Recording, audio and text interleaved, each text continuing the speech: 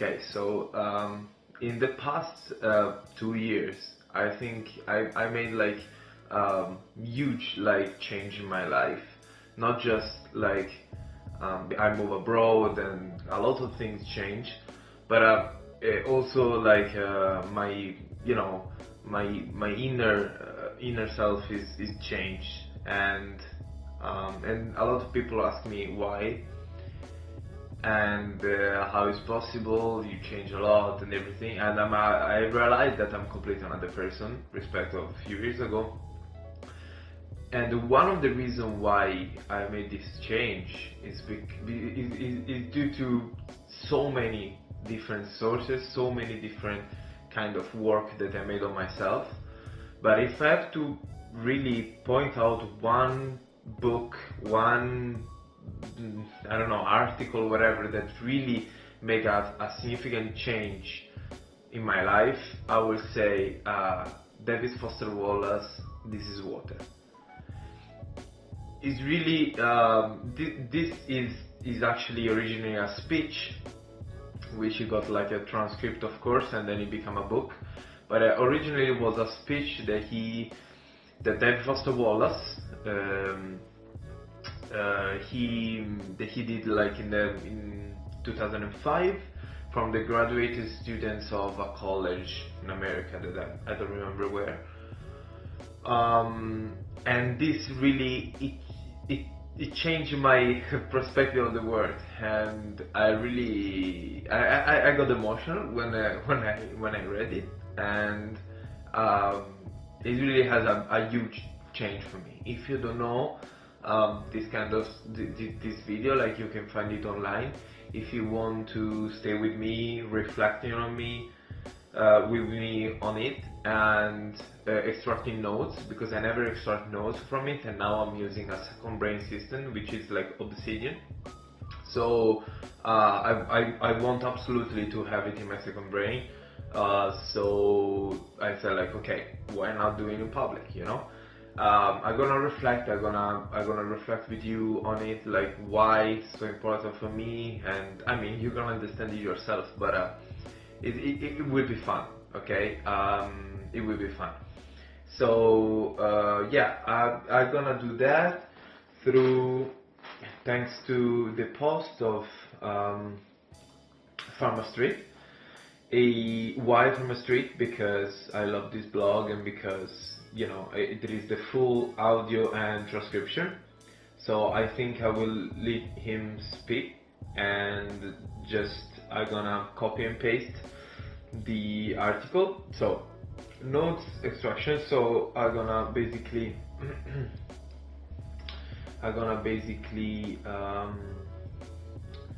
just take the piece, all the transcription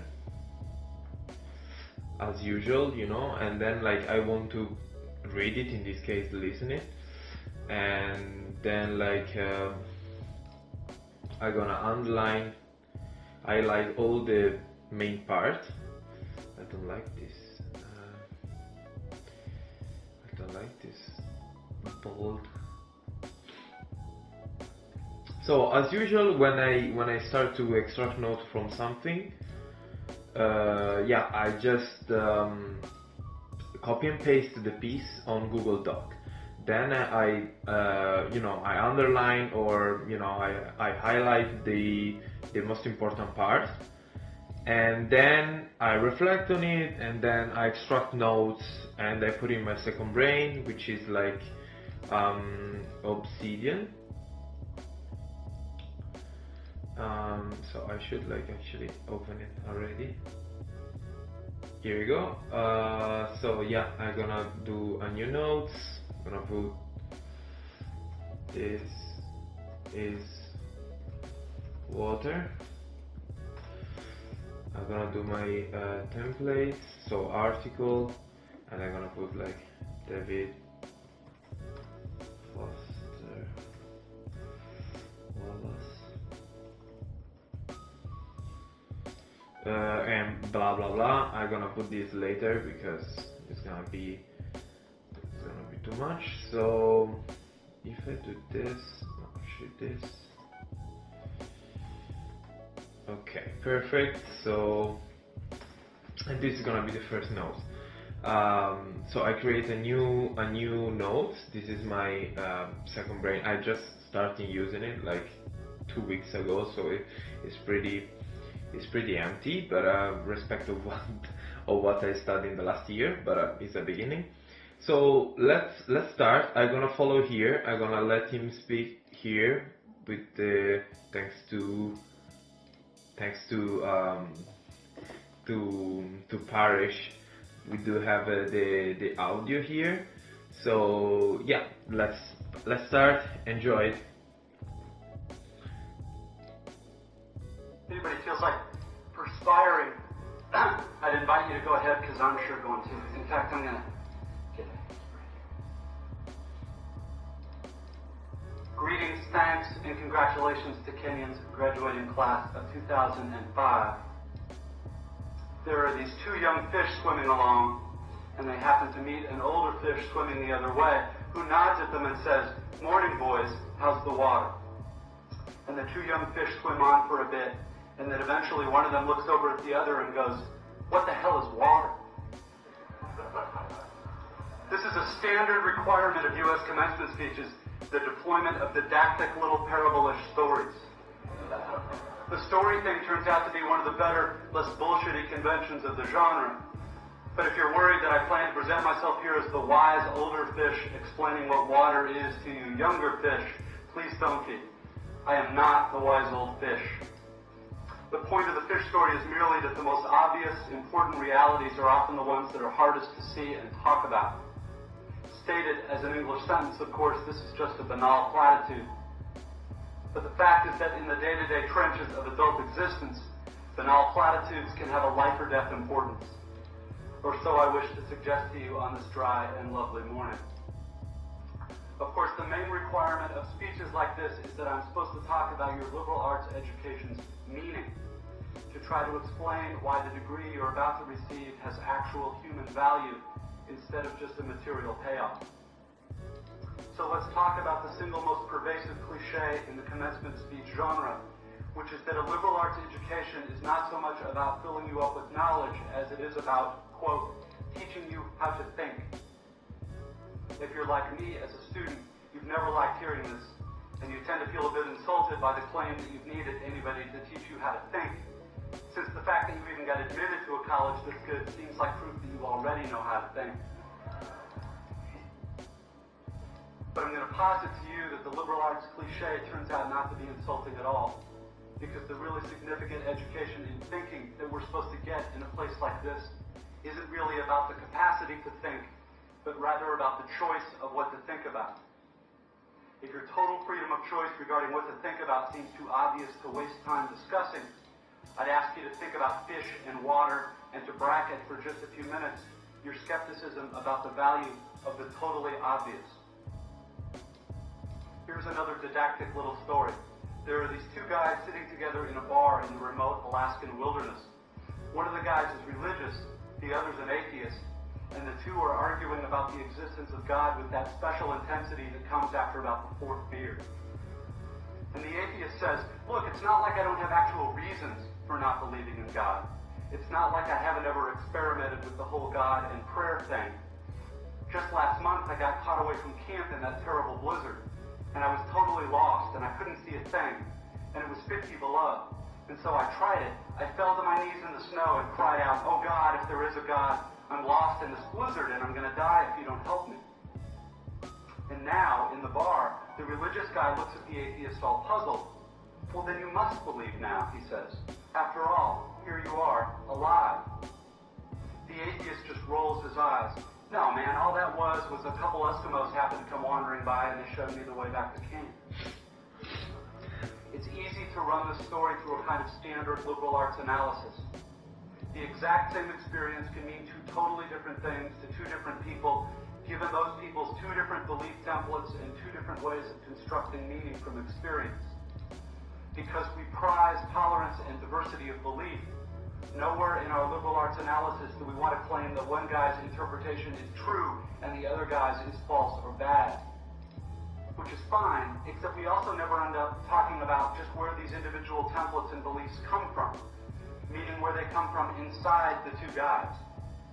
As if a person's most basic orientation toward the world and the meaning of his experience were somehow just hardwired, like height or shoe size, or automatically absorbed from the culture, like language. As if how we construct meaning were not actually a matter of personal, intentional choice.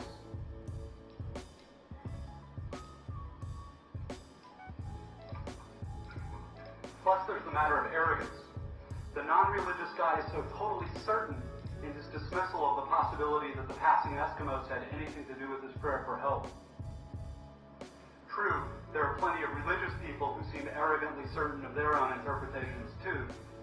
They're probably even more repulsive than atheists, at least to most of us. But religious dogmatist problem is exactly the same as the story's unbeliever: blind certainty. A closed-mindedness that amounts to an imprisonment so total that the prisoner doesn't even know he's locked up. The point here is that I think this is one part of what teaching me how to think is really supposed to mean: to be just a little less arrogant, to have just a little critical awareness about myself and my certainties, because a huge percentage of stuff that I tend to be automatically certain of is, it turns out, totally wrong and deluded. I have learned this the hard way, as I predict you graduates will too. Here is just one example of the total wrongness of something I tend to be automatically sure of. Everything in my own immediate experience supports my deep belief that I am the absolute center of the universe. The realest, most vivid, and important person in existence. We rarely talk about this sort of natural, basic self-centeredness because it's so socially repulsive, but it's pretty much the same for all of us. It is our default setting, hardwired into our boards at birth. Think about it. There is no experience you have had that you are not at the absolute center of. The world as you experience it is there in front of you, or behind you, to the left or right of you, on your TV or your monitor, and so on. Other people's thoughts and feelings have to be communicated to you somehow, but your own are so immediate, urgent, real. Please don't worry that I'm getting ready to lecture you about compassion or other directedness or all the so-called virtues. This is not a matter of virtue. It's a matter of my choosing to do the work of somehow altering or getting free of my natural, hardwired default setting, which is to be deeply and literally self-centered, and to see and interpret everything through this lens of self. People who can adjust their natural default setting this way are often described as being well-adjusted, which I suggest to you is not an accidental term. Given the triumphant academic setting here, an obvious question is how much of this work of adjusting our default setting involves actual knowledge or intellect. This question gets very tricky. Probably the most dangerous thing about an academic education, at least in my own case, is that it enables my tendency to over-intellectualize stuff, to get lost in abstract arguments inside my head instead of simply paying attention to what's going on right in front of me, paying attention to what is going on inside me. As I'm sure you guys know by now, it is extremely difficult to stay alert and attentive instead of getting hypnotized by the constant monologue inside your own head. Maybe happening right now. 20 years after my own graduation, I have come gradually to understand that the liberal arts cliche about teaching you how to think is actually shorthand for a much deeper, more serious idea. Learning how to think really means learning how to exercise some control over how and what you think. It means being conscious and aware enough to choose what you pay attention to and to choose how you construct meaning from experience. Because if you cannot exercise this kind of choice in adult life, you will be totally hosed. Think of the old cliche about, quote, the mind being an excellent servant but a terrible master. This, like many cliches, so lame and unexciting on the surface, actually expresses a great and terrible truth. It is not the least bit coincidental that adults who commit suicide with firearms almost always shoot themselves in the head. They shoot the terrible master. And the truth is that most of these suicides are actually dead long before they pull the trigger. And I submit that this is what the real, no bullshit value of your liberal arts education is supposed to be about. How to keep from going through your comfortable, prosperous, respectable adult life dead, unconscious, a slave to your head and to your natural default setting of being uniquely, completely, imperially alone, day in and day out. That may sound like hyperbole or abstract nonsense. Let's get concrete. The plain fact is that you graduating seniors do not yet have any clue what day in, day out really means. There happen to be whole, large parts of adult American life that nobody talks about in commencement speeches. One such part involves boredom, routine, and petty frustration. Okay, the first part. The parents and older folks here will know all too well what I'm talking about. By way of example, let's say it's an average adult day and you get up in the morning, go to your challenging white-collar college graduate job, and you work hard for 8 or 10 hours, and at the end of the day you're tired and somewhat stressed, and all you want is to go home and have a good supper and maybe unwind for an hour and then hit the sack early, because of course you have to get up the next day and do it all again. But then you remember there's no food at home. You haven't had time to shop this week because of your challenging job. And so now, after work, you have to get in your car and drive to the supermarket. It's the end of a work day, and the traffic is apt to be very bad. So getting to the store takes way longer than it should. And when you finally get there, the supermarket is very crowded, because of course it's the time of day when all the other people with jobs also try to squeeze in some grocery shopping. And the store is hideously, fluorescently lit, and infused with soul-killing Muzak or corporate pop. And it's pretty much the last place you want to be. But you can't just get in and quickly out. You have to wander all over the huge, overlit store's confusing aisles to find the stuff you want. And you have to maneuver your junky cart through all these other tired, hurried people with carts, et cetera, cutting stuff out because it's a long ceremony. And eventually, you get all your supper supplies, except now it turns out there aren't enough checkout lanes open, even though it's the end of the day rush. So the checkout line is incredibly long, which is stupid and infuriating. But you can't take your frustration out on the frantic lady working the register, who is overworked at a job whose daily tedium and meaninglessness surpasses the imagination of any of us here at a prestigious college. But anyway, you finally get to the checkout line's front, and you pay for your food, and get told to have a nice day in a voice that is the absolute voice of death. And then you have to take your creepy, flimsy plastic bags of groceries in your cart with the one crazy wheel that pulls maddeningly to the left, all the way out through the crowded, bumpy, littery parking lot. And then you have to drive all the way home through slow, heavy, SUV-intensive rush hour traffic, et cetera, et cetera. Everyone here has done this, of course, but it hasn't yet been part of you graduates' actual life routine, day after week, after month, after year. But it will be. And many more dreary, annoying, seemingly meaningless routines besides. But that is not the point. The point is that petty, frustrating crap like this is exactly where the work of choosing is going to come in. Because the traffic jams and crowded aisles and long checkout lines give me time to think. And if I don't make a conscious decision about how to think and what to pay attention to, I'm going to be pissed and miserable every time I have to shop. Because my natural default setting is the certainty that situations like this are really all about me. About my hungriness and my fatigue and my desire to just get home. And it's going to seem for all the world like everybody else is just in my way. And who are all these people in my way? And look at how repulsive most of them are and how stupid and cow-like and dead-eyed. This is Jesus Christ. Okay, this was 2005, where like there was no smartphone. Alright?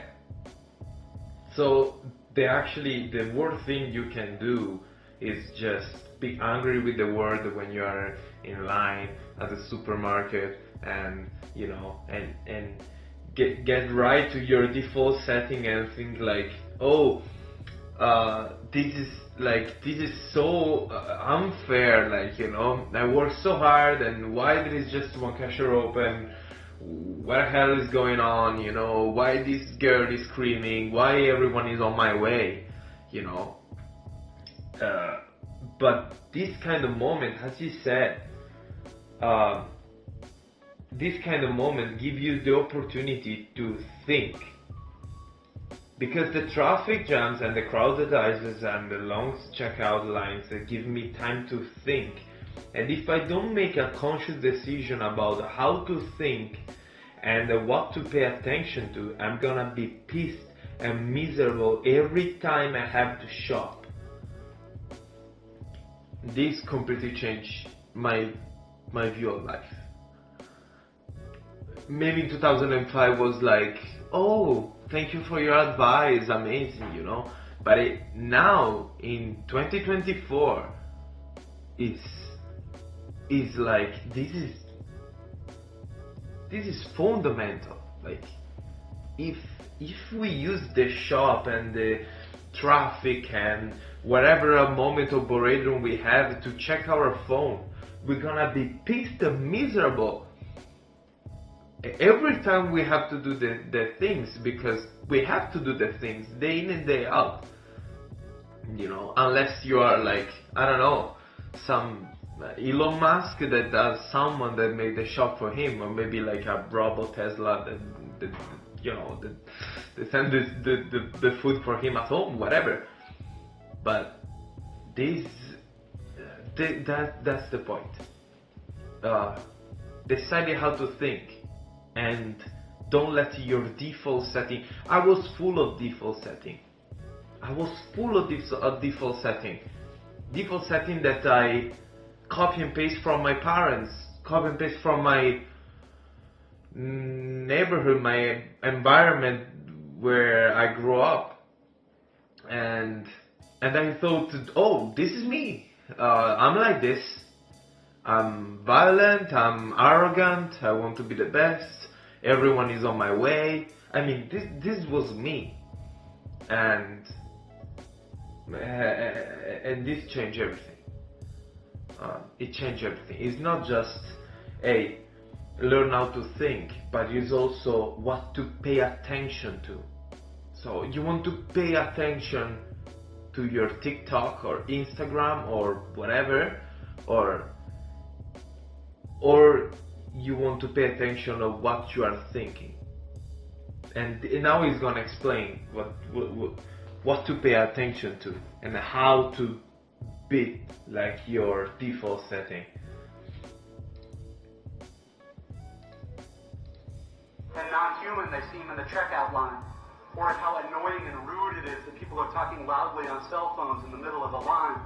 And look at how deeply, personally unfair this is. Or, of course, if I'm in a more socially conscious liberal arts form of my default setting, I can spend time in the end of the day traffic being disgusted about all the huge, stupid, lane-blocking SUVs and Hummers and V12 pickup trucks burning their wasteful, selfish 40-gallon tanks of gas. And I can dwell on the fact that the patriotic or religious bumper stickers always seem to be on the biggest, most disgustingly selfish vehicles, driven by the ugliest,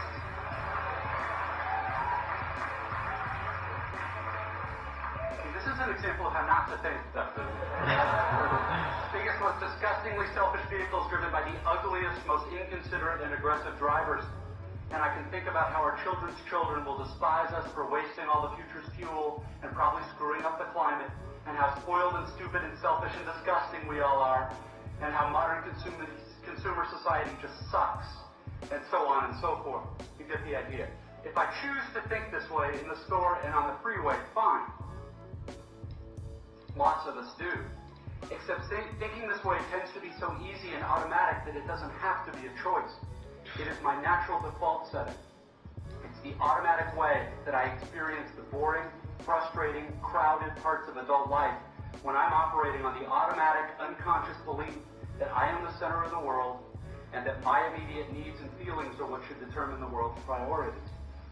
The thing is that, of course, there are totally different ways to think about these kinds of situations. In this traffic, all these vehicles stuck and idling in my way, it's not impossible that some of these people in SUVs have been in horrible auto accidents in the past, and now find driving so terrifying that their therapist has all but ordered them to get a huge, heavy SUV so they can feel safe enough to drive. that just cut me off is maybe being driven by a father whose little child is hurt or sick in the seat next to him, and he's trying to get this kid to the hospital, and he's in a way bigger, more legitimate hurry than I am. It is actually I who am in his way. Or I can choose to force myself to consider the likelihood that everyone else in the supermarket's checkout line is just as bored and frustrated as I am, and that some of these people probably have much harder, more tedious, or painful lives than I do. Again, please don't think I'm giving you moral advice, or that I'm saying you're supposed to think this way, or that anyone expects you to just automatically do it, because it's hard. It takes will and effort, and if you are like me, some days you won't be able to do it, or you just flat out won't want to. But most days, if you're aware enough to give yourself a choice, you can choose to look differently at this fat, dead-eyed, over-made-up lady who just screamed at her kid in the checkout line. Maybe she's not usually like this. Maybe she's been up 3 straight nights holding the hand of her husband who's dying of bone cancer. Or maybe this very lady is the low-wage clerk at the motor vehicles department who just yesterday helped your spouse resolve a horrific, infuriating red tape problem through some small act of bureaucratic kindness. Of course, none of this is likely, but it's also not impossible. It just depends what you want to consider. If you're automatically sure that you know what reality is and who and what is really important, if you want to operate on your default setting, then you, like me, probably won't consider possibilities that aren't annoying and miserable. But if you really learn how to think, how to pay attention, then you will know you have other options. It will actually be within your power to experience a crowded, hot, slow, consumer hell type situation as not only meaningful, but sacred, on fire with the same force that lit the stars. Love, fellowship, the mystical oneness of all things deep down. Not that that mystical stuff's necessarily true. The only thing that's capital T true is that you get to decide how you're going to try to see it. This, I submit, is the freedom of real education, of learning how to be well-adjusted. You get to consciously decide what has meaning and what doesn't. You get to decide what to worship. Because here's something else that's weird but true. In the day-to-day trenches of adult life, there is actually no such thing as atheism. There is no such thing as not worshiping. Everybody worships. The only choice we get is what to worship.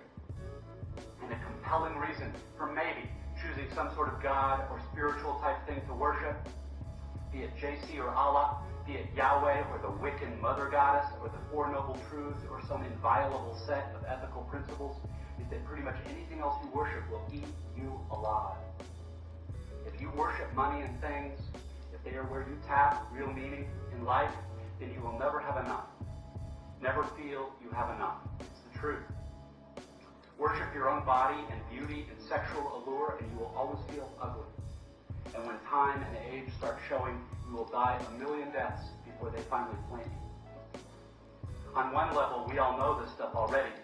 It's been codified as myths, proverbs, cliches, epigrams, parables, the skeleton of every great story. The whole trick is keeping the truth up front in daily consciousness.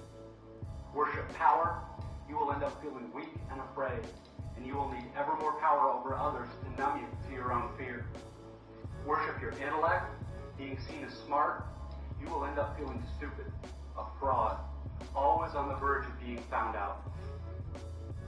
Look, the insidious thing about these forms of worship is not that they're evil or sinful, it is that they are unconscious. They are default settings. They're the kind of worship you just gradually slip into, day after day, getting more and more selective about what you see and how you measure value without ever being fully aware that that's what you're doing. And the so-called real world will not discourage you from operating on your default settings, because the so-called real world of men and money and power hums merrily along on the fuel of fear and anger and frustration and craving and the worship of self. Our own present culture has harnessed these forces in ways that have yielded extraordinary wealth and comfort and personal freedom. The freedom all to be lords of our own tiny skull-sized kingdoms, alone at the center of all creation. This kind of freedom has much to recommend it. But of course, there are all different kinds of freedom, and the kind that is most precious you will not hear much talked about much in the great outside world of wanting and achieving and displaying. The really important kind of freedom involves attention and awareness and discipline and being able truly to care about other people and to sacrifice for them over and over in myriad petty little unsexy ways every day. That is real freedom. That is being educated and understanding how to think. The alternative is unconsciousness, the default setting, the rat race, the constant gnawing sense of having had and lost some infinite thing. I know that this stuff probably doesn't sound fun and breezy or grandly inspirational the way a commencement speech is supposed to sound. What it is, as far as I can see, is the capital T truth with a whole lot of rhetorical niceties stripped away. You are, of course, free to think of it whatever you wish. But please don't just dismiss it as some finger-wagging Dr. Laura sermon. None of this stuff is really about morality or religion or dogma or big fancy questions of life after death. The capital T truth is about life before death. It is about the real value of a real education, which has almost nothing to do with knowledge and everything to do with simple awareness. Awareness of what is so real and essential, so hidden in plain sight all around us all the time, that we have to keep reminding ourselves over and over, this is water. This is water. It is unimaginably hard to do this, to stay conscious and alive in the adult world day in and day out. Which means yet another grand cliche turns out to be true. Your education really is the job of a lifetime. And it commences now. I wish you way more than luck.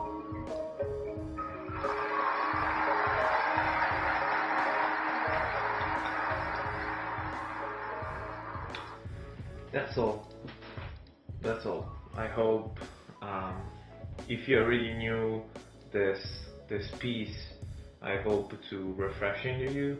If you don't know, I hope this was really inspiring as much as it was for me. Now, I don't know how long we are here. I'm gonna extract notes from it, but like maybe today or another day. I think another day. So yeah, this is water, and it's just mind blowing. It's so true. It's like it's amazing. It's the T capital true, and really I hope you get away some value from this video. Once again, thank you for your time.